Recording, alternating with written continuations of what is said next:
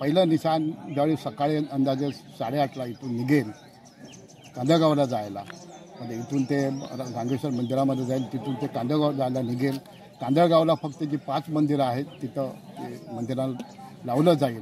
तिथून दुपारी वापस आल्यानंतर जो मांड आहे इथं हळवणच्या इथे, त्या मांडावर ते निशाण उभं केलं जाईल आणि दुपारी 2:30 ते 3च्या दरम्यान संपूर्ण गावामध्ये फिरायला ते जाईल.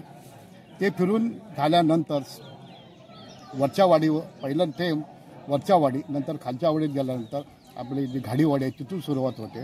तिथून कोड्याकरांच्या घरापासून परत ती पहिलाडी म्हणजे पहिलाडी महापुरुष वाडीवर जातो.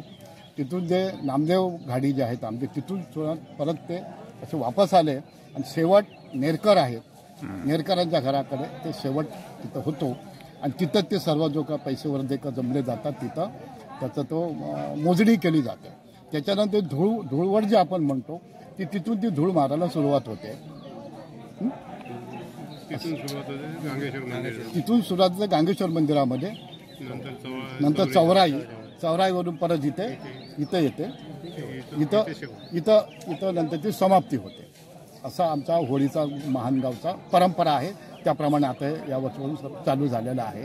तरी मी चंद्रशेखर घाडी सर्व महानवासियांना असे एक सर्व महानवासियांचे मी शुभचिंतक आहे आणि पुढे जे काही कार्यक्रम पुढच्या वर्षी होतील सर्व लोकांनी मुंबईत जे काही किंवा मुंबईच्या बाहेर जरी असले तरी ह्या कार्यक्रमांना उपस्थित राहून आपली मेजॉरिटी दाखवावी आणि हा आनंद सोहळा उपभोगा एवढंच मी तुम्हाला सर्व सांगतो आणि मी सर्वांना नमस्कार करून माझ्या 2 शब्द मी थांबवत आहे.